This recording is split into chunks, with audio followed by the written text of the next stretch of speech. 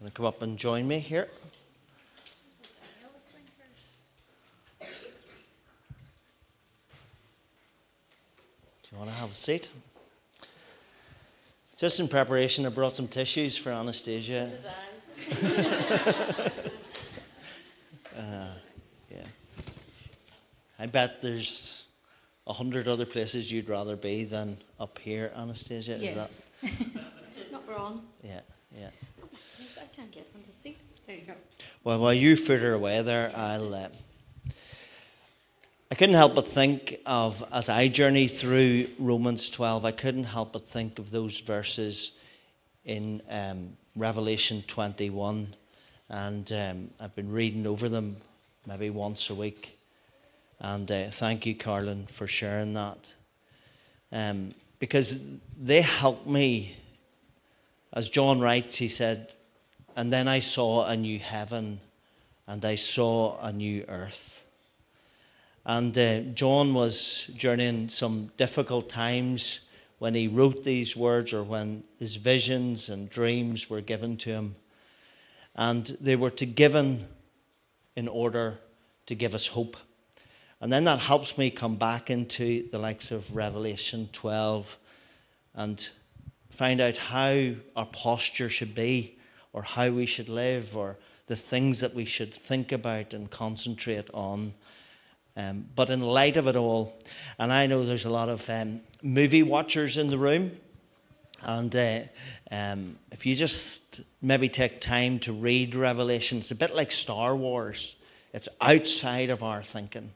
And I know some people have went to see the new Star Wars, and I don't function well in that, but all I can believe that one day, at his appearing, all of the difficulties and trials that we go through our perspective will change somewhat in the midst of that. So you settled into your seat and ready to go? No, still not. Anastasia, thank you for being willing to share. It's not your comfortable spot, we know that, but thank you for coming up and sharing. Anastasia does a lot of stuff. For those who don't know, Anastasia she doesn't like people talking about her, but she does a lot of stuff with our rock tots and young people. She also endeavours to try and keep this building in some sort of way presentable for us, as all the activities during the week. And then also you've a very deep heart and passion for people and prayer, and you spend a lot of time in that area as well. So Anastasia, first question is, tell us a little bit about yourself. Well, you can go off script if you want. I feel like you've just said all Okay. I was going to say. That. Sorry. No, Sorry. it's fine. You feel I need Joanne up here to tell me to keep quiet? I was just going to say, for those who don't know, my name is Anastasia, but you've just said that. And I'm married to Jesse, and I have 2 lovely children, and I'm originally from Latvia and have lived here for, I was trying to count and I still can't quite know, I think it's 13 years, nearly 13 years. And at the moment I'm a stay-at-home mum. I'm not sure whether we should applaud you for that or give you a medal.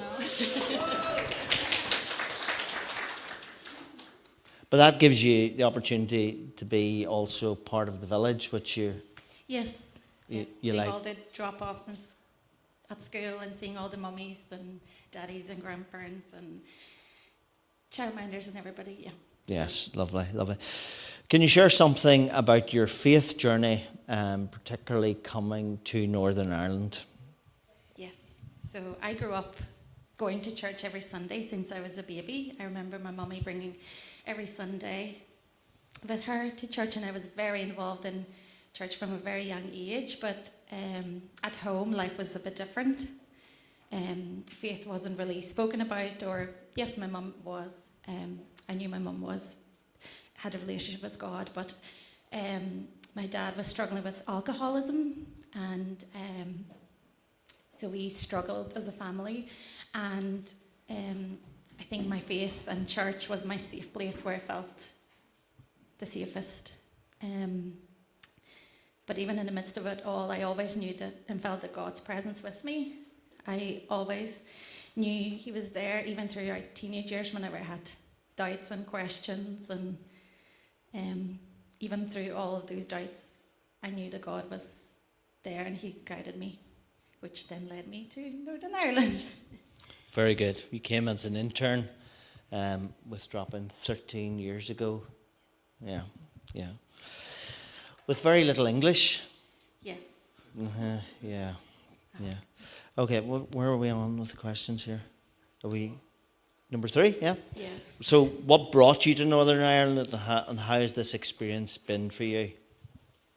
I was 19 and I had just finished school and I had no idea what I was going to do with my life. I had a few options, but I didn't know what I was going to do. And that's when my cousin, who had spent a month here with Ronnie and Carolyn, told me about an opportunity coming to Northern Ireland for a gap year to live with Ronnie and Carolyn, help out at the shops, and go on a mission trip potentially. To all, what I said was, no, I'm not doing it. I'm not going. And everybody who knows me will know that something like that would just scare me. And I said, I can't speak English. I've never travelled on a plane before, so you expect me to go all by myself? But my cousin said, well, just wait. It's next year. You have a whole year to think about it. And like, it might all work out. And I was like, okay. But that was always in the back of my mind. But 2 weeks later, Ronnie phoned my cousin and said that their spot opened up that coming year, that September, which was only another few weeks away, and said that if you would like it, you're more than welcome to come. Which, without a hesitation, which I have no idea how, I just said yes, I would like to go and do it. So, yeah, it wasn't easy. It was hard. I was anxious. And I didn't understand, even though I studied English for nearly 9 years, I think. Well, maybe not. Yeah, but I only knew basics, and I could only understand basics. So, yeah, God definitely helped me through it. And the more I trusted that that was what God wanted me to do, the more opportunities came up and more doors opened and more I learned English, as you can tell. Well, not always. And I then began to feel safe, and I began to maybe discover who Anastasia really is and just become more confident, still learning that, but becoming more confident in who I am.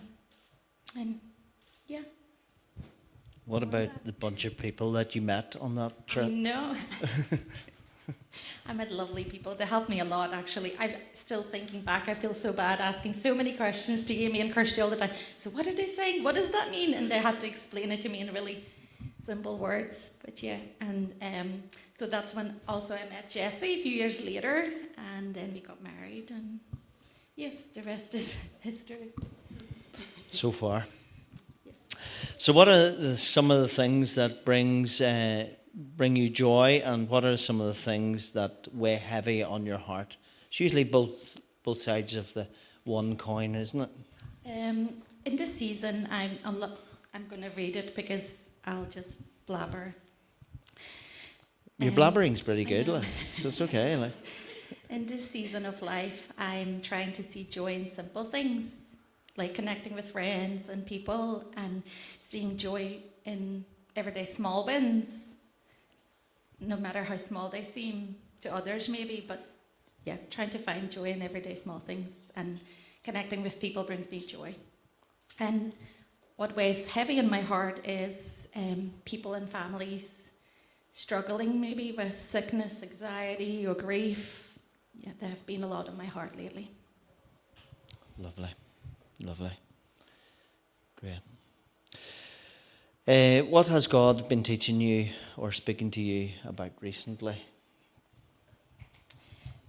I've been learning more and more that I can't do anything without God, and also the more I learn, the more I realise that how much I still don't know and how much I still need to learn, but I also learning to give myself grace and learning to help and love others without forgetting about myself, which might sound selfish in a way, but learning just to pour into my own cup so I can pour into others well. And also learning to be more aware of God's presence in my everyday life. In my mind, I know he's always with us and he's always there, but just trying to find moments of time in the busyness of life to just stop and focus on his presence. Lovely. Thanks, Anastasia. I could keep you up here, and I think we'd all be very happy for Anastasia, just the grace and the peace and even the weight in your words this morning to us. So thank you for sharing part of your story. Now, another interview.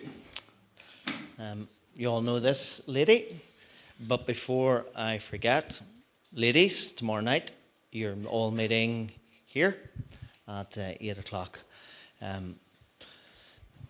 Just don't want Lila looking at me strongly all morning. Lovely. Amy, welcome to the interview spot. There's one. I brought 2 tissues just in case you need one as well. In case you need one. In case I need one. Yeah, lovely. That's great. Amy, tell us some of your journey of faith and maybe a story that sticks out. And I suppose we're thinking in the light of Romans 12, taking your everyday ordinary and your journey to life and to the age of what you are. You never declare a lady's age in public, and the position you're in now with leadership of the church and stuff like that. So, how much time? For just go for it. Yes. So, I grew up knowing Jesus. I think as a teenager sort of wrestled with the church I went to when I was a teenager. It would have been very common for people to share testimony of when they got saved and the date it happened and the time it happened, and that wasn't my story. And so there was a while where I guess I wrestled with like, oh well, am I saved because I can't tell you what date or time it happened at. But even in that moment, I remember actually quite clearly sitting in church one Sunday evening, hearing somebody to share their testimony and having a moment of like, well, if I don't have a date, does that mean I'm not saved? And God, it almost felt like God was like, wise up, Amy. You know that you know me. And so, yeah, for me, I just don't ever know what life was like without God. I had faith from a very young age, and it's grown and it's changed, and yeah, I've grown and changed along with it. But I think in terms of like a specific story, so when I was coming towards the end of my time at school, I was praying about what to do, like what God wanted me to do with my life, what was his big plan, assuming that everybody just gets this answer of what your life is going to look like. And I was praying about it, and I had applied to university because that's kind of what you're pushed to do when you get certain grades. You're kind of pushed in that direction, and so I'd applied to university not with a clear picture of what I wanted to do, but I always knew I wanted to do something that would, like, in a very maybe naive but also like the joy of youth, make a difference in the world. That was always something that was important to me. When I was really little, if you asked me what I wanted to do, I wanted to be a paediatric nurse. But I think you can kind of see the thread of wanting to help people if you follow that through. But yeah, I knew I wanted to do something that was going to make a difference. And I got the opportunity. Ronnie and Carolyn had come over to speak at our church. They spoke at our youth group as well. And they shared about the internship program that they ran. And I feel like I'd heard from God and had moments before that where I knew that God was leading me to something, directing me in some way. But in that moment, I would say I heard it might as well have been an audible voice for how clearly I feel like I heard from God. It's never happened that clearly again since, but I feel like in that moment it was a very, very clear and deep knowing that this was an invitation from God to come to Northern Ireland. What age were you at that stage? I would have been 17.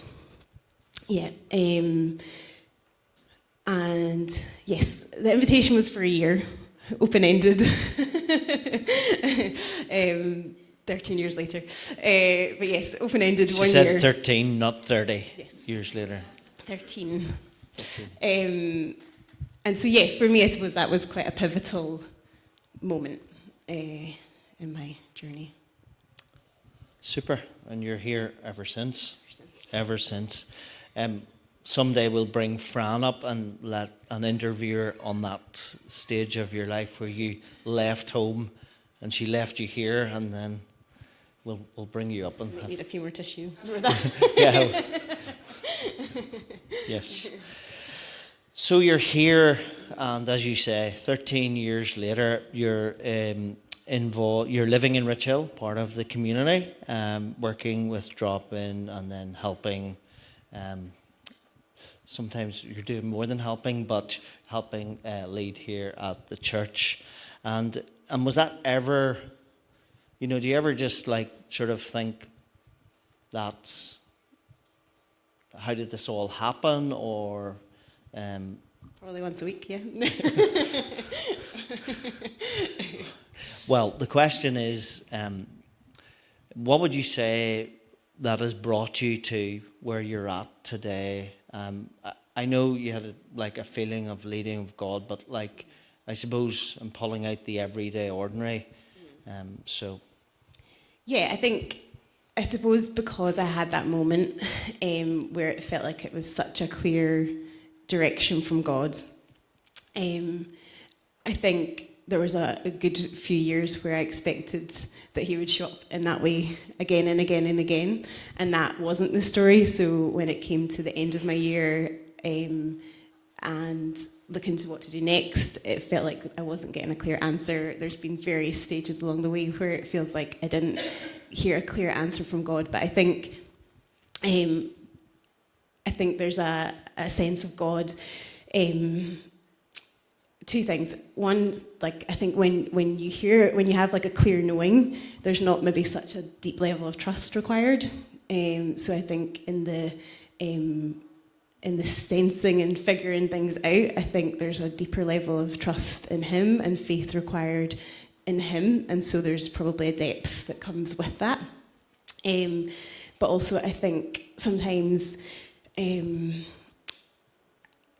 my experience, I think in church sometimes we get really fixated on doing the right thing and following the right path and getting it right, as if one tiny step, if you're trusting in God, one tiny step and you're totally away from God's plan for your life. And I think actually we overcomplicate it when we do that. I think God is much more gracious and much more kind and much more, I think he allows us to make decisions much more maybe than we give him credit for. I think there's times where he's like, well, if you are seeking me as you make these decisions, the decision is yours, Yes. And so I think sometimes we pigeonhole ourselves too much, and sometimes we then constrict ourselves into a much smaller space, whereas God wants to give us a much bigger opportunity. And so the question was about everyday ordinary, was it? Yeah. Something like that. I don't know. So I think in saying that, I think sometimes that there are moments where sometimes I think God brings you places and you might have a moment, and I think like Anastasia was saying, it's just recognising those small moments that actually add up to being quite a big deal. So there's sometimes where you have an experience and you're like, oh, God, actually that was really kind that you reminded me of that. Or so I think, yes, I think in this season for me as well, I definitely am trying to be much more aware of God in the small moments. And one of the things we've been doing on our Wednesday nights is the practice of the examen, which is just a reflective prayer practice. that allows us to just reflect on our last 24 hours and just maybe see the moments actually where God was active or working or present, that we maybe in the moment were too busy or too distracted or had too much to do to really pay attention to. And I think for me in this season that's been really beneficial, to try and just slow down a little bit and take a little bit more notice of those everyday ordinary moments that are special. Good. Thank you. Yes. We need to pause on that, just to take stock sometimes of the smaller things that we can thank God for. So within your role of church and being part of this family, what brings you joy? Lots of things. I love community and just, I suppose, watching people engage with one another and feel connected and feel like they have a place to belong and to be part of. I love being able to serve our wider community, so not just the people in this building, but like the community of Rich Hill when we do I Heart Rich Hill. I love doing our kids stuff and getting to spend time with all of our kids when we do rock. So when you say kids, it's not just the kids of the church, it's actually the kids of the village. Yeah, and both, yeah. We're blessed. For those who don't know, we're blessed with a great school, primary school here that we're really connected to. Go on ahead where I Heart Rich Hill is concerned, if it's okay. Yeah. One of the things that I have the privilege of facilitating, I guess, is I Heart Rich Hill. And a big part of that is our kids club. And over the last 4 years, I suppose it has grown a bit, but we the last 2 years, certainly, we've had 120 kids sign up to that. So even just that in itself is a big privilege, that people are trusting us with their children and trusting us to provide a fun environment, but a space where they can connect and engage with God and with our young people as well, who are always so great at getting involved in serving and just being part of that and blessing our community in that way. And your heart also is that as many people as possible can be involved in that. And there is a number of ways, as we probably end our time, but we're kind of running into announcements a wee bit here, of this fact that anybody can be involved as much or as little as they like to be. Yeah, absolutely. So first and foremost, prayer is the biggest part of it. We just would really, really value your prayers over this week. Again, there's so many, with 120 kids, that's a lot of families that we're connecting with and touch points within the community. And some will have church connections, some will have faith themselves, some maybe don't. And so I suppose our biggest prayer is that people, that through this week, there's a sense of connection, there's a sense of people having moments of encounter with Jesus. And so we'd love for you to just pray over that with us, pray for all the children that are going to be in the space and our young people as well in the evenings. And yeah, just prayer would be the biggest thing, but more, I suppose, more practically, we need volunteers to make it happen. So I did put up a form during the week, but I'll re-share it so that people have it. So if you haven't signed up and would like to, that kind of gives you your main options for signing up to volunteer. So Kids Club is our biggest ask, just because obviously there's laws around how many adults to children that we need. So that's our biggest ask usually for volunteers. But there are other ways. Our youth in the evening also needs volunteers. We are doing some community projects where we're going to be serving different people within or different parts of the village. So litter picking, maybe a bit of gardening, maybe a bit of painting, depending on what needs arise. So there's lots of different ways then to connect in with that for sure as well. And there also is talk of a table quiz. Oh yes, a table quiz potentially this year. That'll be more of an engaging and coming and having a bit of fun with the quiz. But yes, absolutely. Yeah. For those who are a wee bit more competitive. I think we've flicked over all the questions, but I do have one question. If you were to give yourself, your younger self, a piece of advice as you've journeyed over, but maybe you've already shared that with us, but it's no harm to repeat again. If you were to give yourself, your younger self, some advice, what would it be? I think something along the lines of be more concerned with the who and the why rather than the what. So the who being that my heart is to serve Jesus, and the why is because I love him and want to, that's the desire of my heart is that my life, whatever I do, is in service to him and not focus so much on the what that's going to look like. Obviously there's elements of needing to know those bits, but I think sometimes we get too focused on the what rather than the who. Okay, lovely.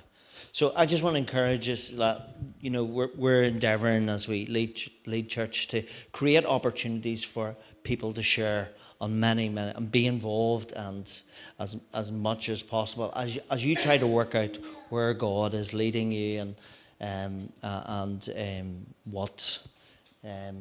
My other tiny bit of advice is just go for it. Like, try it. Do it once. If you don't love it, that's okay. You don't have to do it again, but give it a go. Lovely.